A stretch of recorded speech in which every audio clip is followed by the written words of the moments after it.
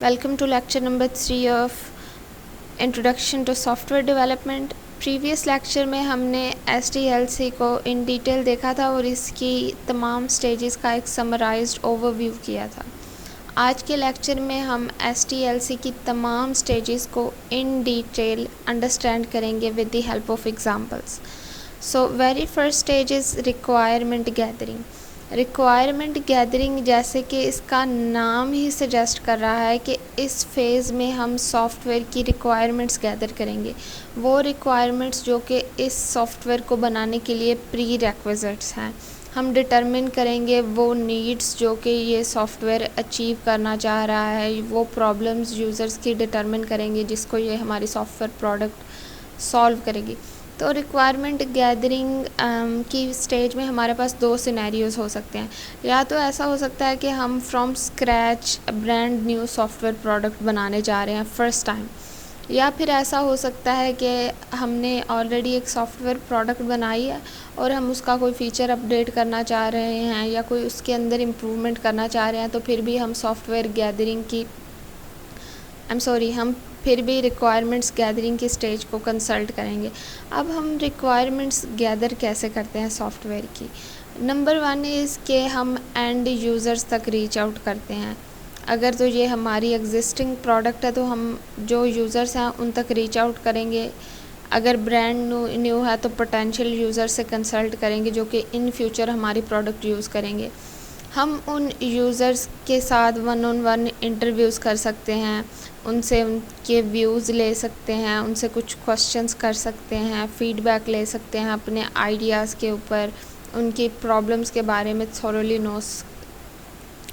No कर सकते हैं। इंटरव्यूज़ के ज़रिए हम सर्वेस कंडक्ट कर सकते हैं। उसके अलावा हम प्रीवियस डॉक्यूमेंटेशन को रिव्यू कर सकते हैं, यानी सिमिलर सॉफ्टवेयर प्रोडक्ट्स की डॉक्यूमेंटेशन को देखेंगे। डॉक्यूमेंटेशन जैसे कि SRS डॉक्यूमेंट होगी, उसके अंदर इन डिटेल किसी भी सॉफ्टवेयर की रिक्वायरमेंट्स को लिखा जाता है। इस फर्स्ट रिक्वायरमेंट्स गैदरिंग की स्टेज में हम एक SRS डॉक्यूमेंट बनाते हैं जिसके अंदर हम इन डिटेल सॉफ्टवेयर की रिक्वायरमेंट्स को मेंशन करते होते हैं। तो हम सिमिलर प्रोडक्ट्स की डॉक्यूमेंटेशन को रिव्यू कर सकते हैं, या फिर अगर हमारा ये ऑलरेडी एग्जिस्टिंग सॉफ्टवेयर प्रोडक्ट है जिसके अंदर हम कोई अपडेट्स करना चाह रहे हैं तो हम इसकी प्रीवियस डॉक्यूमेंटेशन को कंसल्ट कर सकते हैं कि लास्ट टाइम हमारी क्या रिक्वायरमेंट्स थी और अभी हमें क्या इसके अंदर इम्प्रूवमेंट करनी। तो नंबर 1 इज़ कि हम एंड यूज़र से कंसल्ट करेंगे। Number 2 is we have to do discussion with other stakeholders. Stakeholders वो पीपल हैं जो कि इस सॉफ्टवेयर हमारे जो सॉफ्टवेयर हम बनाने जा रहे हैं उसके साथ किसी न किसी तरीके से लिंक्ड हैं, यानी वो हमारे फेलो डेवलपर्स हो सकते हैं, वो लोग हो सकते हैं जिन्होंने इस सॉफ्टवेयर प्रोडक्ट में इन्वेस्ट करना है इसको बनाने में, और ये कोई कंपनी हो सकती है जिसके लिए हम सॉफ्टवेयर बनाना चाह रहे हैं, या वो पीपल जिनको हम बना के ये सॉफ्टवेयर बेचेंगे। तो हम इन सब लोगों के साथ भी डिस्कशन कर सकते हैं कि आपकी क्या एक्सपेक्टेशंस हैं इस सॉफ्टवेयर से, कि ये कौन से क्या इसके अंदर फ़ीचर्स होने चाहिए, वो फ़ीचर्स कैसे परफॉर्म होने चाहिए। तो हम इन डिटेल सब की बात सुनते हैं और फिर हम सॉफ्टवेयर रिक्वायरमेंट स्पेसिफ़िकेशन डॉक्यूमेंट लिखते हैं। अब उस डॉक्यूमेंट में हम लिखेंगे क्या, हम कौन सी रिक्वायरमेंट्स गैदर करते होते हैं रिक्वायरमेंट्स गैदरिंग की फ़ेज़ में। हम फंक्शनल रिक्वायरमेंट्स गैदर करेंगे और non functional requirements. Functional requirements ऐसी रिक्वायरमेंट्स होती हैं जो कि ये बताती हैं कि ये सॉफ्टवेयर क्या क्या काम करेगा, क्या क्या टास्क परफॉर्म करेगा। अब मेरे पास एक छोटी सी एग्जांपल है कैलकुलेटर की। फॉर एग्जांपल आप एक कैलकुलेटर ऐप बनाना चाह रहे हैं तो उसके अंदर फंक्शनल रिक्वायरमेंट ये होगी कि यूज़र्स चाहते हैं कि वो बेसिक अरिथमेटिक ऑपरेशंस यानी कि एडिशन, सब्ट्रैक्शन, मल्टीप्लिकेशन और डिवीज़न कर सकें आपकी कैलकुलेटर की ऐप को यूज़ करके। तो यूज़र क्या परफॉर्म करना चाह रहा है या ये ऐप क्या फंक्शन परफॉर्म करेगी इज़ अ फंक्शनल रिक्वायरमेंट। जबकि नॉन फंक्शनल रिक्वायरमेंट्स ऐसे रिक्वायरमेंट्स हैं जो कि एसोसिएटेड हैं with the quality of your software product, with the performance of your software product and with the constraints of your software product. For example, इस calculator app की non functional requirement ये होगी कि users want to get instant answers, यानी कि जब user let's say इसका addition का ऑपरेशन परफॉर्म करना चाह रहा है तो यूज़र एंटर करता है कैलकुलेटर के थ्रू 2+2। अब यूज़र की नीड ये है, यूज़र की एक्सपेक्टेशन ये है कि मुझे विदिन 2 सेकेंड इस ऑपरेशन का आंसर मिलना चाहिए। सो ये जो परफॉर्मेंस की एक्सपेक्टेशन है यूज़र की फ्रॉम दिस सॉफ्टवेयर प्रोडक्ट, ये इसकी नॉन फंक्शनल रिक्वायरमेंट है। इसके अलावा डिफरेंट कंस्ट्रेंट्स हो सकते हैं, जैसे कि डिवीजन बाय ज़ीरो नहीं अलाउड होनी चाहिए इस कैलकुलेटर ऐप में, इसका यूआई इस तरह से होना चाहिए, वो उसकी क्वालिटी में आ जाएगा कि इसका इंटरफेस ऐसा दिखना चाहिए। तो नॉन फंक्शनल ऐसे रिक्वायरमेंट्स ऐसी रिक्वायरमेंट्स हैं जो कि सॉफ्टवेयर की क्वालिटी से रिलेटेड हैं, उसकी परफॉर्मेंस से रिलेटेड हैं, उसके डिफरेंट कंस्ट्रेंट्स से रिलेटेड हैं। अब ये जो पॉइंट है कि अगर हमारी सॉफ्टवेयर प्रोडक्ट एक एग्जिस्टिंग प्रोडक्ट है तो हम किस तरह से सर्वेस कर सकते हैं, यूज़र से इंटरव्यू कर सकते हैं, इसकी एग्ज़ाम्पल मेरे पास मौजूद है। Like there was our university project जिसमें हमने एक स्टूडेंट टास्क प्लानर ऐप बनाई थी जो कि स्टूडेंट्स को उनकी डेडलाइंस ट्रैक करने में मदद देती थी। ये एक ऐसी ऐप थी जो स्टूडेंट्स की प्रॉब्लम को टारगेट कर रही थी कि स्टूडेंट्स को जो असाइनमेंट्स मिलती थी वो उनकी डेडलाइंस भूल जाते थे और अपनी असाइनमेंट्स मिस कर देते थे। तो इस ऐप को हमने पहले बनाया, डेवलप किया, एंटायरली यूज़र्स को इसको यूज़ करने दिया। यूज़र ने जब इस ऐप को यूज़ किया तो फिर हमने एक यूज़ेबिलिटी टेस्ट कंडक्ट किया जिसके अंदर हमने ये गूगल फॉर्म क्रिएट किया और डिफरेंट सर्वे क्वेश्चंस थे। हमने यूज़र से पूछा कि आपके लिए कितना आसान था इस ऐप को यूज़ करना, नेविगेशन कितनी इजी थी। तो इस फीडबैक से हमें हेल्प मिली हम अपने सॉफ्टवेयर में मज़ीद कैसे इम्प्रूवमेंट कर सकते हैं। तो सॉफ्टवेयर रिक्वायरमेंट स्पेसिफ़िकेशन में यही काम किया जाता है कि आप अपने एंड यूज़र्स जो हैं उनसे फ़ीडबैक लेते हो मुख्तलिफ़ मोड से अपनी प्रोडक्ट को इम्प्रूव करने के लिए, अगर वो एक एग्जिस्टिंग प्रोडक्ट है। रिक्वायरमेंट गैदरिंग, अब हम बुक से टेक्स्ट रीड करते हैं ताकि हम कोई पॉइंट मिस आउट ना करें। SDLC is an organized method for developing software that ensures it meets quality standards and functions properly. SDLC is obviously an organized method. यहाँ पे well defined stages हैं, हमें ये भी बताया गया है कि किस स्टेज में कौन से फंक्शंस परफॉर्म करने हैं और उन फंक्शंस को कैसे परफॉर्म करना है। तो अगर इस वेल ऑर्गेनाइज्ड मेथड को यूज़ करके हम सॉफ्टवेयर प्रोडक्ट बनाएंगे that products will obviously meet quality standards and they will function properly. First stage is requirements gathering. In this initial phase, the goal is to understand and collect what the software needs to achieve. This involves talking to the people who will use the software as well as other stakeholders to find out their needs and expectations. Key activities in this phase include interviews and surveys. हम interviews conduct कर सकते हैं, surveys जिनमें हम अपने and user से questions ask कर सकते हैं, उनका फीडबैक ले सकते हैं. In this stage involves asking questions and collecting feedback from potential users. Potential users वो यूज़र्स हैं जो इन फ्यूचर हमारी ऐप यूज़ करेंगे.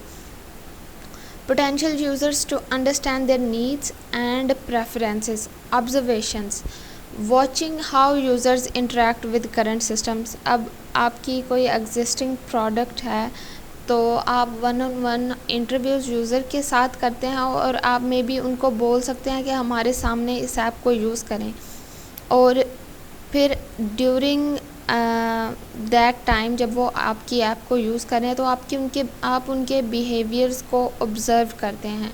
Watching how users interact with current systems to identify problems and opportunity for improvement. Observations के और भी काफ़ी तरीके हैं, but that was just a simple example. उसके बाद डॉक्यूमेंट रिव्यू है, looking at existing documents such as reports and user manuals to gather additional information about the requirements. यानी इन मेथड के ज़रिए हम इन डिटेल यूज़र्स के रिक्वायरमेंट्स को और प्रॉब्लम्स को अंडरस्टैंड कर सकते हैं। Functional and non functional requirements are generally categorised into two types, functional and non functional requirements. Functional requirements describe the specific behaviors or functions of a system. These requirements outline what the system should do and include tasks, services and functionality that the system must perform. यानी कोई भी task जो system perform करेगा, जो service user को provide करेगा, कोई function, all of these mean the same thing. Functional requirements, broadly speaking, functions और functionalities determine करता है एक सॉफ्टवेयर जो परफॉर्म करेगा. They define the interaction between the system and its users or other system. For example, some functional requirements for a library management system. Library management system में अब क्या क्या फंक्शन हो सकते हैं. यूज़र रजिस्टर होना चाहिए. The system should allow users to register and create account. Users can be students and faculty users. अब दोनों जो स्टूडेंट्स हैं वो स्टूडेंट टाइप का अकाउंट क्रिएट करेंगे और जो फैकल्टी मेंबर्स या टीचर्स वगैरह है या जो भी उनकी फैकल्टी स्टाफ है वो अपना फैकल्टी का अकाउंट क्रिएट करेंगे. तो ये एक फंक्शन है. Book borrowing. The system should enable users to search for books and borrow items. ये भी एक फंक्शन है. Inventory management. Librarians should be able to add, update and remove books from the inventory. ये भी function है कि librarian अपनी जो लाइब्रेरी है, इन्वेंट्री है, उसके अंदर बुक्स को ऐड कर सकता है, अपडेट कर सकता है और रिमूव कर सकता है. Non functional requirements define the quality attributes. जैसे कि हमने पहले भी देखा है. Performance criteria and constraints of the system. These requirements specify how the system performs a function rather than what the system should do. For example, some non-functional requirements for a library system are उसकी performance, reliability and security. Performance, the system should handle up to 1000 simultaneous users without performance degradation. यानी कि एक ही वक्त में back वक्त जो system है 1000 users को हैंडल करे और हमारी परफॉर्मेंस भी उससे सफ़र नहीं हो. ये हमारी एक नॉन फंक्शनल रिक्वायरमेंट है. Reliability. The system should be available 99.9% of the time, ensuring high availability and minimal down time. यानी सिस्टम को हर टाइम अवेलेबल होना चाहिए यूज़र्स के लिए, कभी वो डाउन नहीं हो. ये भी हमारी नॉन फंक्शनल रिक्वायरमेंट है. Security. User data should be encrypted. दूसरों को अनऑथराइज्ड एक्सेस नहीं होनी चाहिए. फॉर एग्ज़ाम्पल, मेरा अकाउंट है तो मेरी लॉगिन की इन्फ़ो अगर मेरी इजाज़त के बिना किसी को नहीं होनी चाहिए. अगर मैंने किसी को शेयर नहीं की तो एनक्रिप्शन होनी चाहिए कि किसी गलत वे से कोई मेरा डेटा एक्सेस नहीं करे. And access should be controlled. यानी अकाउंट्स क्रिएट हम ऑथेंटिकेशन इसीलिए लगाते हैं ना किसी सॉफ्टवेयर प्रोडक्ट पे, ताकि हमारी जो एक्सेस है वो कंट्रोल हो. हम अपनी लॉगिन डिटेल्स दें तो ही हम ऐप को एक्सेस कर सकें. थ्रू सिक्योर ऑथेंटिकेशन मैकेनिज़म्स जो आप वेबसाइट्स पे देखते हैं या सॉफ्टवेयर्स में लॉगिन साइन अप की फंक्शनैलिटी या अकाउंट क्रिएट करने की फंक्शनैलिटी, तो उसको ऑथेंटिकेशन मैकेनिज़म बोलते हैं. Difference between functional and non functional requirements. ये ऊपर के पॉइंट्स समराइज़ किए गए हैं. Functional requirements define specific behaviours और functions of systems. They define what the system should do. They are directly related to user interactions and system tasks, while non-functional requirements define the quality attributes and constraints of the system, how the system should perform, related to system performance, usability and reliability. Usability यानी how easy is this system for users to use your software app, this is usability. Reliability के system को available होना चाहिए, इस पर एतमाद किया जा सके और ये यूज़र्स को करेक्ट रिज़ल्ट्स दे। उसके बाद आती है डिज़ाइन फेज़, जब हमने थॉरली अंडरस्टैंड कर लिया है फंक्शनल और non functional requirements of our users and our other stakeholders. Next stage is to design our software product. इसके अंदर हम फ़्लो चार्ट्स बना सकते हैं, डिफरेंट एक्टिविटी डायग्राम्स, इनको आप लेटर इन चैप्टर अंडरस्टैंड करेंगे। UML डायग्राम्स, क्लास डायग्राम्स, हम डिफरेंट इंटरेक्शंस क्रिएट करते हैं कि यूज़र ऐसे हमारी ऐप से इंटरेक्ट करेगा, लॉगिन करेगा, पहले ये काम करेगा। हम मुख्तलिफ़ यूज़ केसेस वगैरह डिफ़ाइन करते हैं। Create diagrams to show how different parts of the software will connect and work together. हम डायग्राम्स बनाते हैं। For example we draw a flow chart to map out the steps the program will take to complete a task. आपने flow chart पिछली classes में problem solving के chapters में पढ़ा होगा, उसके अंदर डिफरेंट टाइप की शेप्स होती हैं। कोई शेप डिटरमिन करेगी स्टार्ट ऑफ दिस प्रोसेस और फ़्लो चार्ट, फिर उसके अंदर प्रोसेसेस होंगे, स्टार्ट के बाद यूज़र लॉग इन करेगा, या आप सारी उसकी फ़्लो चार्ट का एक डायग्राम बनाते हैं कि इस तरह से हमारा सिस्टम वर्क करेगा, मुख्तलिफ़ चीज़ें आपस में ऐसे इंटरेक्ट करेंगी। उसके बाद हम मॉडल्स बनाते हैं to represent the software structure. This could include creating mockups of the user interface, showing what the program will look like and how users will interact with it. Let me show you, may helps you understand this with the help of example. हमारा university project था student task planner, जिसका user interface हमने Figma में design किया था। हमने सबसे पहले उसके मॉकअप्स क्रिएट किए कि हमारी ऐप कैसे दिखेगी। इस फिग्मा सॉफ्टवेयर को आप पेंट ऐप की तरह समझें। आप जस्ट यहाँ से शेप्स उठा सकते हैं, ड्रैग ड्रॉप कर सकते हैं, उनको यूज़ कर सकते हैं अपने प्रोजेक्ट्स में। तो सबसे पहले हमने ये डिज़ाइन, जैसे आप पेंट यूज़ करते हैं ना, उसी तरह हमने ये डिज़ाइन ड्रॉ किया कि हमारी ऐप जिसको हम लेटर ऑन कोड करेंगे, डेवलप करेंगे, वो कैसे लगेगी। उसके सबसे पहले हमने ये रफ़ से ड्राफ्ट सा उसका मैप बनाया, खाका सा बनाया। इसको हम मॉकअप्स वायर फ्रेम्स बोलते हैं। उसके बाद हमने इसके मॉकअप्स बनाए कि एक्चुअली ये ऐप दिखेगी कैसे जब हम इसको बनाएंगे। उसके अंदर कलर्स वगैरह ऐड किए कि बिल्कुल इसी तरह की ऐप हमने लेटर ऑन डेवलप करनी है, उसको कोड करना है किसी भी प्रोग्रामिंग लैंग्वेज के अंदर। तो डिज़ाइन फ़ेज़ में हम ये UI भी डिज़ाइन करते हैं ऐप का।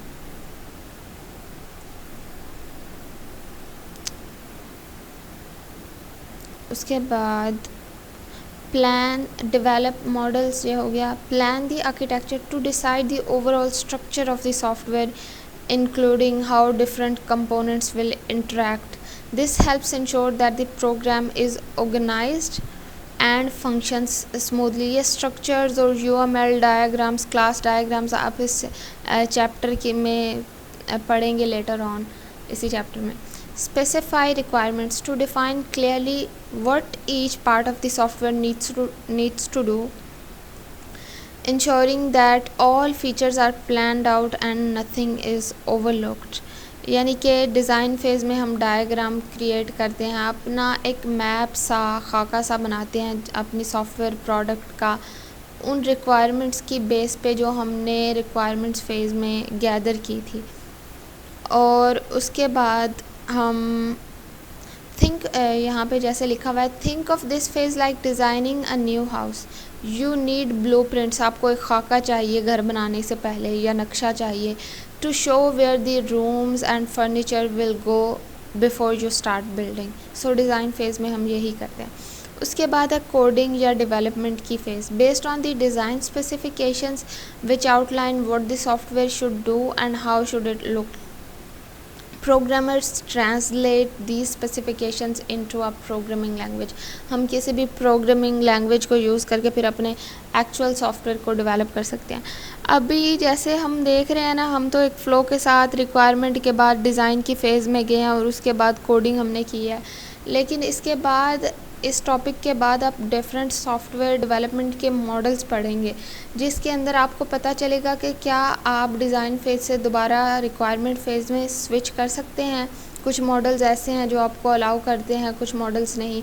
तो हमारा यूनिवर्सिटी का सॉफ्टवेयर जो हमने बनाया था, उसमें हमने क्या किया कि ये फिग्मा के अंदर यूआई डिज़ाइन किया सबसे पहले, और हमने यहाँ से इसको प्रोटोटाइप के अंदर कन्वर्ट किया और अपने जो पोटेंशियल यूज़र्स थे, फेलो स्टूडेंट्स, उनको प्रोटोटाइप दी। उनके साथ गूगल मीट के ऊपर स्क्रीन शेयरिंग इनेबल करके सेशंस किए, उनको बोला कि हमारे सामने ऐप यूज़ करें, आपके लिए कितना इजी टू यूज़ है ये।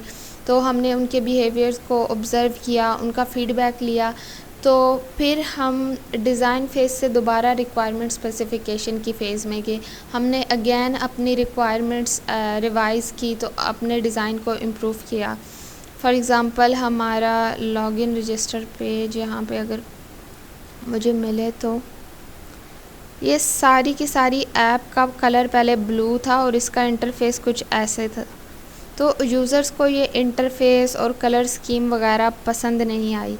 तो instead of going through all the phases और उसके बाद यूज़र को दिखाने की बजाय हमने क्या किया कि हमने डिज़ाइन फ़ेज़ में ही यूज़र से फ़ीडबैक लिया। हमने दोबारा रिफ़र किया डिज़ाइन के बाद रिक्वायरमेंट गैदरिंग की फ़ेज़ को, और हम अपनी रिक्वायरमेंट्स को अपडेट किया बेस्ड ऑन यूज़र फ़ीडबैक। उसका यूआई इम्प्रूव किया, डिज़ाइन अपना अपडेट किया, और उसके बाद हम डेवलपमेंट की फ़ेज़ में गए, जब हमने देखा कि हमारे यूज़र्स अब किसी हद तक सेटिस्फाइड हैं हमारी इस प्रोडक्ट के डिज़ाइन से। तो आप इस टॉपिक के बाद डिफरेंट सॉफ्टवेयर डेवलपमेंट के मॉडल्स पढ़ेंगे, जिससे आपको आइडिया होगा कि आप डिफरेंट स्टेजेस में कैसे स्विच कर सकते हैं, कि ज़रूरी नहीं है कि आप यही same flow, rigid flow follow करें जैसे अभी हमने पढ़ा है। इसके बाद कोडिंग की फ़ेज़ है। तो after developing this UI in Figma we actually used MERN stack as our tech stack to develop this app. हमने रिएक्ट को यूज़ किया अपनी ऐप का यूआई बनाने के लिए, और बैकएंड पे MongoDB वगैरह यूज़ किया इसको एक्चुअली डेवलप करने के लिए। ये इसका कोड है स्टूडेंट टास्क प्लानर ऐप का।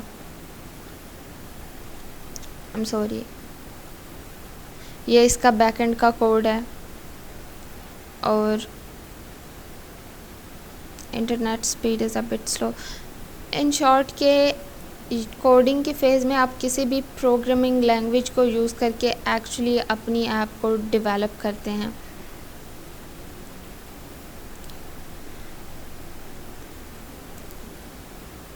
ये कोड की फाइल्स खुल गई। Let me open one file for you. Let's say app.jsx।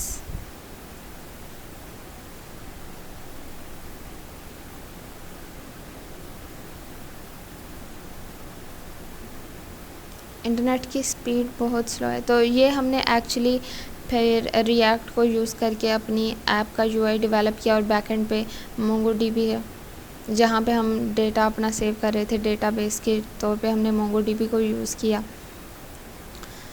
So in coding phase you do coding in some programming language, और उसके बाद कोडिंग करने के बाद अपनी ऐप को आप टेस्ट करते हैं, सारे फीचर चेकआउट करते हैं। अब टेस्टिंग की फ़ेज़ में आप डिफरेंट यूज़ केसेस या टेस्ट डिफ़ाइन करते हैं। अभी आपका ये इंट्रो का है, तो आप इन डिटेल नहीं जाएंगे, but for now you have to know that कि टेस्टिंग की फ़ेज़ में हम अपनी ऐप को टेस्ट आउट करते हैं कि इसके अंदर कोई बग्स, एरर्स या इश्यूज़ तो नहीं है। Think of it as a quality check to make sure everything works as expected. इसके अंदर क्या हो सकता है, आप फंक्शनैलिटी टेस्ट करते हैं, अपनी ऐप की परफॉर्मेंस टेस्ट करते हैं और कंपैटिबिलिटी टेस्ट करते हैं कि करंट टूल्स डिवाइसेस या ऑपरेटिंग सिस्टम्स के साथ हमारी ऐप कंपैटिबल है या नहीं, उनके ऊपर चल सकती है या नहीं। और उसके बाद हम फाइनली डिप्लॉय करते हैं, यानी एक ऐसा तरीका, पहले तो हमने लोकली अपने सिस्टम पे ऐप कोड की है, तो अब हम कोई ज़रिया निकालेंगे कि हम अपने एंड यूज़र के सिस्टम पर या तो इसको इंस्टॉल कर दें या किसी तरीके से यूज़र्स को अवेलेबल कर दें ये ऐप, ताकि वो इसको यूज़ कर सके। Deployment is the process of making software available for users to access and use. This often involves these several steps. Installation, the software is installed on the user system or server। ज़ाहिरी सी बात है, अगर user ने एक software अपने and पे use करना है या तो उन्हें अपने सिस्टम पे इंस्टॉल करना होगा, अगर ये कोई सॉफ्टवेयर प्रोडक्ट है, सॉफ्टवेयर है एक्चुअली, ऐप है, मोबाइल ऐप है या डेस्कटॉप ऐप है। This may involve running an installation program that copies files and sets up necessary configuration, जैसे कि आप उसके प्ले स्टोर से या ऐप स्टोर से कोई ऐप डाउनलोड करते हैं और उसको इंस्टॉल करते हैं अपने सिस्टम पे। Configuration, the software is adjusted to fit the specific needs of the user or organization. It can include setting up user preferences, network settings, and database connections. Testing in the real world. After installation, the software is tested in its real world environment to ensure it works correctly with other systems and meets user needs. Testing in real world mean कि end user अब आपकी product को use कर रहे हैं या आप ख़ुद सिस्टम के ऊपर उसको इंस्टॉल करके यूज़ कर रहे हैं। मेंटेनेंस की फ़ेज़ है, उसके बाद the final phase involves ongoing maintenance and updates. This ensures the software continues to, I forgot to mention that कि ये जो स्टूडेंट टास्क प्लानर ऐप है, अब इसका कोड आप गिटहब के ऊपर देख रहे हैं। इसको गिटहब के ऊपर पुश ही इसी वजह से किया है ताकि हम इसको डिप्लॉय कर सकें। फिर इसको रेंडर पे डिप्लॉय किया। अब ये लाइव ऐप है, मतलब ये फंक्शन कर रही है। यूज़र अपना अकाउंट क्रिएट कर सकते हैं और अपना पासवर्ड एंटर करके इस ऐप को एक्सेस कर सकते हैं।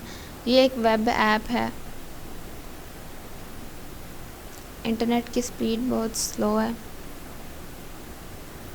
सो this is just the final deployed version of student task planner.